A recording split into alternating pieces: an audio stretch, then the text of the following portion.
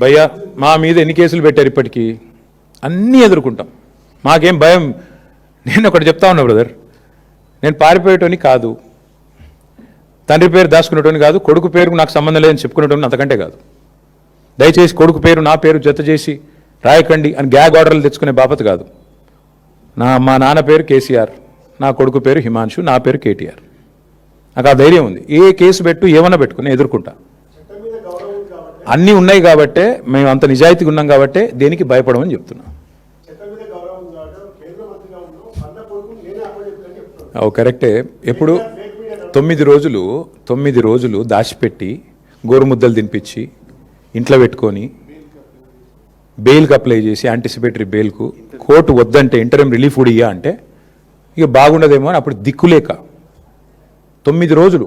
నేను స్ట్రైట్గా అడుగుతున్న రాములు గారు, ఈ రాష్ట్రంలో ఇంకొక సామాన్యుడు ఎవరికైనా వాళ్ళ కొడుకు ఈ పని చేసి ఉంటే రేవంత్ రెడ్డి గారి పోలీసులు వాళ్ళ తండ్రిని ఇడిచిపెడుదురా? 9 రోజులు దాచిపెడితే తీసుకుపోయి కోదండం ఎక్కిపోదురు?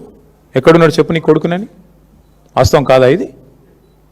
మరి సామాన్యుడికి ఒక నీతి రేవంత్ రెడ్డి గారి ప్రభుత్వంలో, కేంద్ర మంత్రి గారికి ఒక నీతి ఎట్లుంటుంది? నీకేం ఆబ్లిగేషను? ఆయన బీజేపీ అయినా నువ్వు కాంగ్రెస్ అయినా పేరుకి ఇద్దరు శత్రువులు.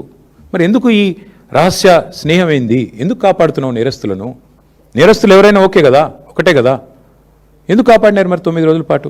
చివరికి దిక్కులేక కోర్టులో రిలీఫ్ లేకపోతే, కోర్టు ద్వారా మీరేదో ప్రయత్నం చేసి చివరికి కోర్టులో రిలీఫ్ రాకపోతే ప్రజల ఒత్తిడి పెరిగి ప్రజా సంఘాలు పేట్ బషీరాబాద్ పోలీస్ స్టేషన్ ముంగట ధర్నాలు చేసే పరిస్థితి వస్తే, మా మహిళా సోదరిమణులు మొత్తం పోయి అంబేద్కర్ కాడపై ధర్నా చేస్తే దిగి రాక తప్పని ఒక అనివార్య పరిస్థితి 2 పార్టీల బొండిగా పట్టుకుంటే అప్పుడు బీజేపీ కాంగ్రెస్ దిగి రాక తప్పని అనివార్య పరిస్థితుల్లో సరెండర్ అయిందా అరెస్ట్ అయిందా నాకు తెలియదు, వాళ్ళిద్దరు తెలుసుకోవాలి. అది మాకు బండి సంజయ్ గారితో మాకేం వ్యక్తిగత పంచాయతీ లేదండి, నాకు ఆయనతో ఎప్పుడూ లేదు.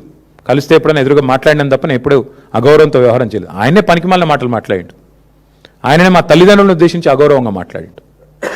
నేను అయినా కూడా మాట తూలలేదు, ఈరోజు కూడా తూలట్లేదు. నేరస్తుడు ఎవరైనా నేరస్తుడు అనేది మా సిద్ధాంతం, అంతకంటే ఏం లేదు. అంటే అందరూ అనుకుంటున్నారు కాంగ్రెస్ కంటే కాక్రోచ్ బెటర్ అనుకుంటున్నారేమో, నాకేం తెలుసు. ప్రధాన ప్రతిపక్షం దేశంలో ఫెయిల్ అయింది కాబట్టి కాంగ్రెస్ కంటే కాక్రోచ్ బెటర్ అనుకుంటారు, ఏందో మరి కావచ్చు. क्या बोलो? फिर बाद में नहीं पूछेंगे ना आप?